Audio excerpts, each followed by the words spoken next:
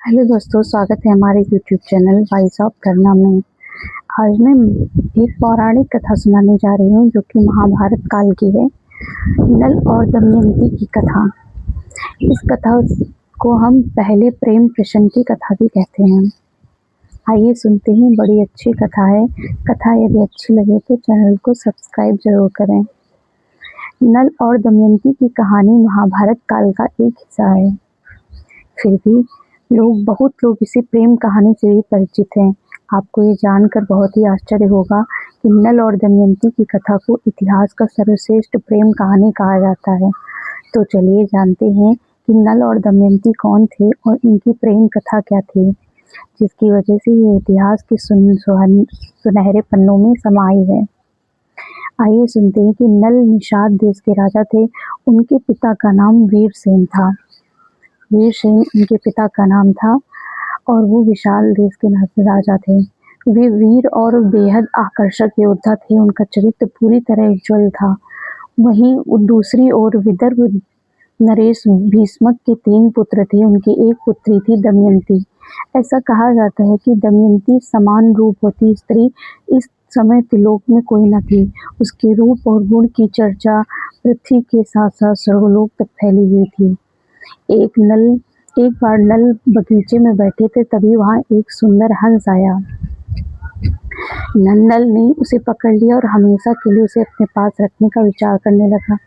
तब उस हंस ने कहा, कृपया आप मुझे छोड़ दीजिए।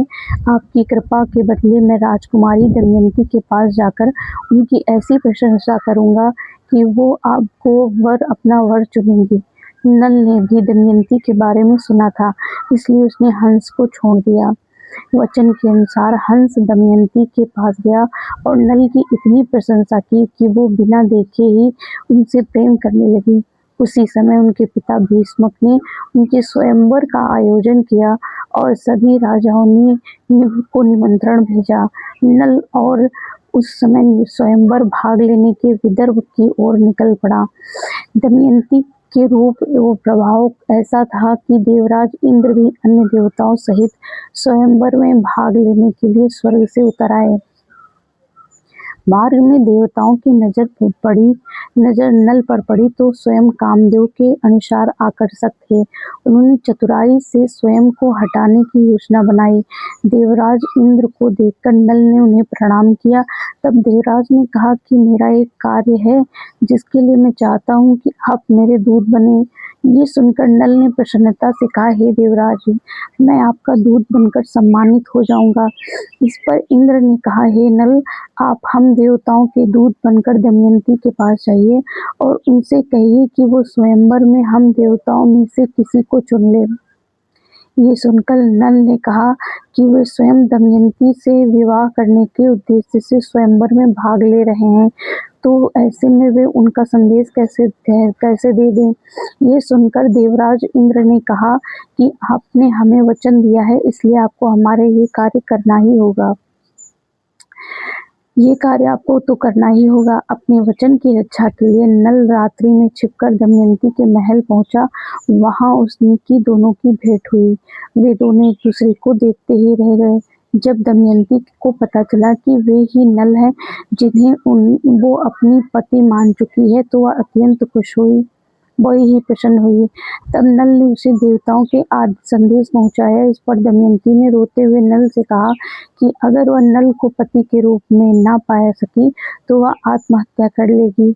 नल ने उसे बहुत समझाया, परंतु उसने पति को सच्चा प्रेम देखकर नल को वापस देवताओं के पास आ गए और उन्हें सारी स्थिति अवगत करा दी। देवताओं ने सोचा कि दमयंती को पाने के लिए उन्हें कोई और उपाय खोजना होगा।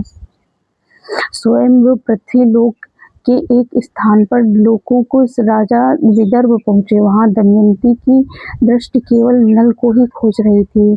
स्वयं में भी सभी देवताओं ने भी छल से नल को एक ही रूप बना दिया। तब दमयंती वहां पहुंची और उसने एक बहुत से नल दिखाई दिए। दमयंती राजाओं के छल को देखकर समझ गई और उसने देवताओं से प्रार्थना की कि मैंने नल को ही अपना पति मान लिया है, अतः मुझे स्वयं को पहचानने की दृष्टि प्रदान करें। नल की प्रति निष्ठा से देखकर इंद्र सहित सभी देवता उसे वो दृष्टि दी जो देवताओं के बारे में बीच में छिपे वास्तविक नल को पहचान सके, नल रूपी देवताओं को पहचान सके। दमयंती ने देखा कि नल के वेश में छिपे देवताओं के शरीर में धूल या पसीना नहीं है। ये लक्षण देखकर दमयंती की असली नल को पहचान लिया और वो गले में वरमाला डाल दी। कुछ ऐसे ही इतिहास में सबसे प्रथम लव मैरिज के रूप में ये कथा प्रकाशित हुई थी। नल और दमयंती की पावन कथा है ये। इस कथा को सुनने से आपको बहुत ही अच्छा लगा होगा, इसलिए चैनल को सब्सक्राइब करें, लाइक करें और कमेंट करें। जय श्री राम।